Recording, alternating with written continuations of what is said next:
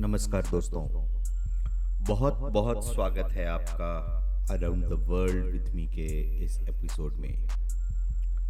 आज की डेस्टिनेशन है सहस्त्रधारा। और सहस्त्रधारा जैसे नाम से ही पता चलता है कि ये हजार धाराओं का एक संगम है और हजार धारा यहाँ से बहती हैं। सहस्त्रधारा उत्तराखंड के देहरादून में स्थित है और सहस्त्रधारा तक पहुंचने के लिए देहरादून जाना पड़ता है। जॉलीग्रांट एयरपोर्ट और देहरादून का रेलवे स्टेशन दोनों ही सहस्त्रधारा तक पहुंचने के लिए अवेलेबल हैं। कैपिटल सिटी होने के कारण हर तरह के होटल्स देहरादून में हैं। सहस्त्रधारा का ये स्प्रिंग या ये जो सहस्त्रधारा का पानी है अपने मेडिसिनल प्रॉपर्टीज के लिए बहुत ज़्यादा जाना जाता है। यहाँ पर छोटे छोटे वाटर पूल्स हैं, नेचुरल वाटर पूल्स हैं और लाइमस्टोन का है और ये धीरे धीरे यहाँ के सल्फर बैक्टीरिया इसको सल्फर स्प्रिंग में कन्वर्ट कर देते हैं और सल्फर स्प्रिंग होने के कारण इसको मेडिसिनल वैल्यू में बहुत ज़्यादा रिच माना जाता है और लोग दूर दूर से यहाँ पर डिप लेने या यहाँ पर नहाने के लिए आते हैं ताकि अपने स्किन डिजीजेस से वो मुक्ति पा सकें। ये सहस्त्रधारा है और जैसा कि हम देख सकते हैं ये यहाँ से ये पूरा वेस्टर्न ऊपर तक की ये धारा बह करके यहाँ आती है और ये सल्फर मिक्स्ड वाटर है और इसलिए ऐसा माना जाता है कि यहाँ पर नहाना बहुत अच्छा रहता है और जितने तरह के स्किन डिजीजेज हैं इस सहस्त्रधारा में स्किन डिजीजेज से बहुत कुछ छुटकारा मिलता है। तो लोग यहाँ से पानी भी भर करके ले जाते हैं और पानी भर के ले जाने के साथ साथ यहाँ नहाने का भी पूरा इंतजाम करते हैं। बहुत सारे चेंज रूम्स भी बने रहते हैं, दिखाता हूँ एक बार।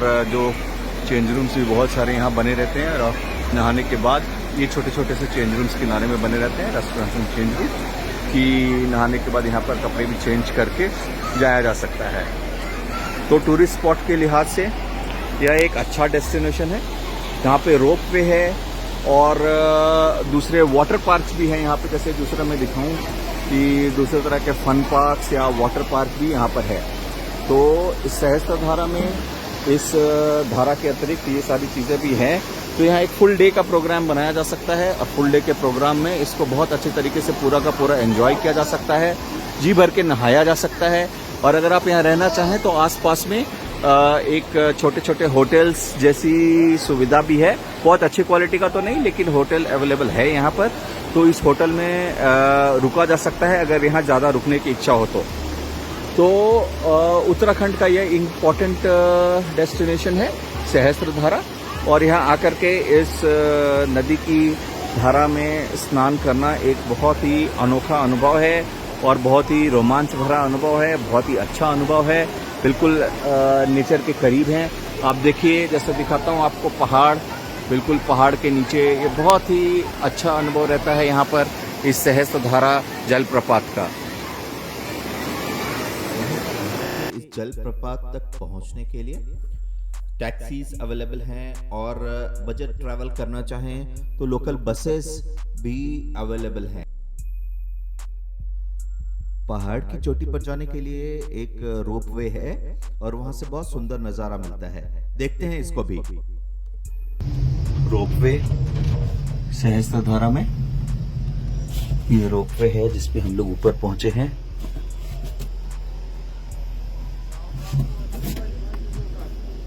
पहाड़ के बिल्कुल टॉप पे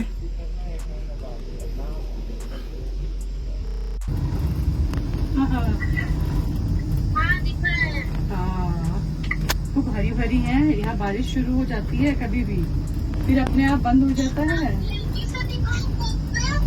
ये देखो, ये कितनी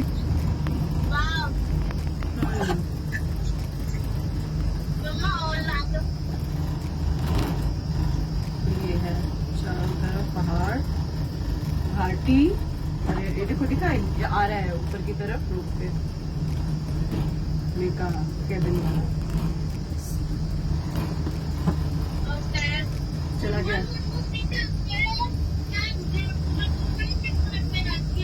नहीं नहीं, उसको अपना नोटबुक कंप्लीट करना है ना, थोड़ा सा पढ़ाई देखना भी है, नोटबुक भी कंप्लीट करना है, तो वो सब काम बाकी था उसका। मौसा जी का विचार था कि हम लोग सहस्त्र धारा घूम लें। ये रोपवे से ऊपर जाने के बाद सुंदर पार्क के फॉर्म में इसको डेवलप किया है। तो ये पार्क का फॉर्म है सहस्त्रधारा रोपवे पर।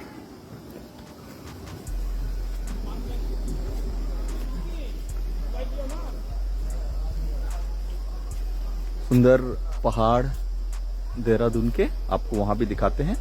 वो बाहर पहाड़ यहाँ पे लीजिएगा। सुंदर है, बहुत सुंदर, सारे पहाड़ के बीच में।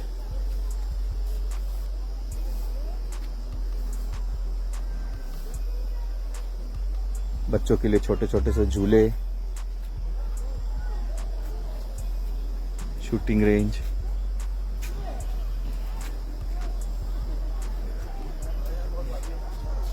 सहस्त्रधारा में जब भी आएं तो इस जगह को मिस ना करें, क्योंकि बहुत ही सुंदर व्यू, सारी चीजें यहाँ बहुत ही ज्यादा सुंदर दिखती हैं।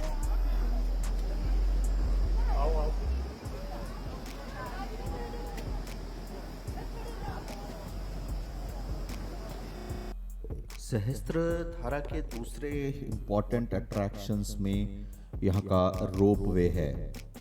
जहाँ तक सहस्त्रधारा का सवाल है, यह तो अपने गंधक या सल्फर युक्त पानी के लिए बहुत ज़्यादा फेमस है, और इसके साथ ही यहाँ पर पास में ही पहाड़ियाँ जो हैं बिल्कुल प्राकृतिक तरीके से उसको सजाया गया है, बनाया गया है, और पहाड़ी के टॉप तक पहुँचने के लिए रोपवेज है, जिस रोपवे की सवारी अभी हमने की है।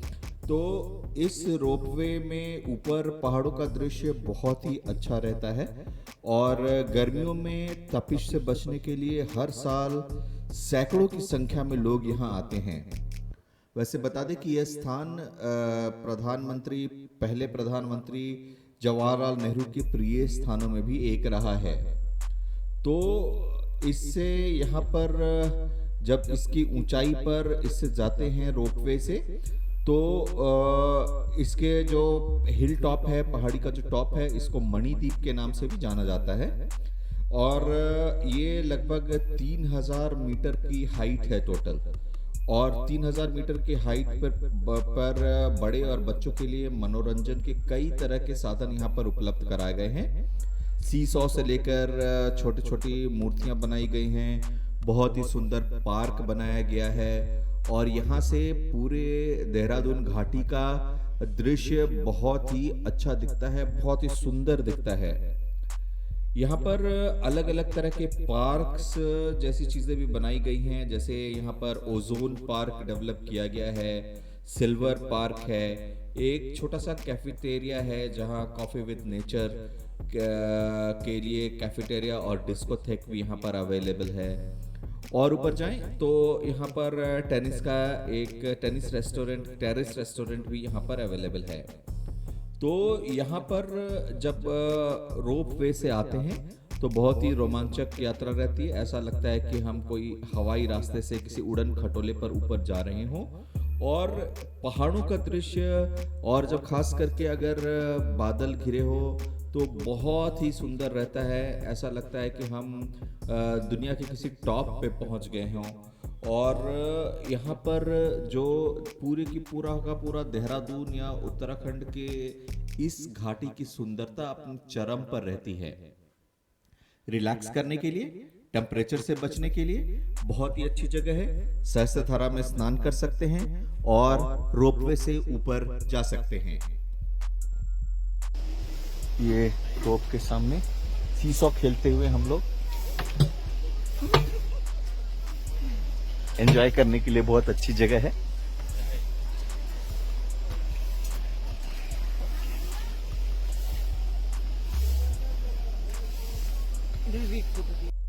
सहस्त्रधारा में यहाँ पर ऊपर साईं बाबा का मंदिर है।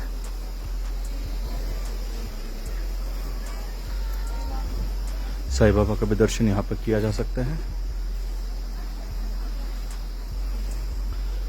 और यहाँ से पहाड़ियों का व्यू जबरदस्त है। बहुत सुंदर है।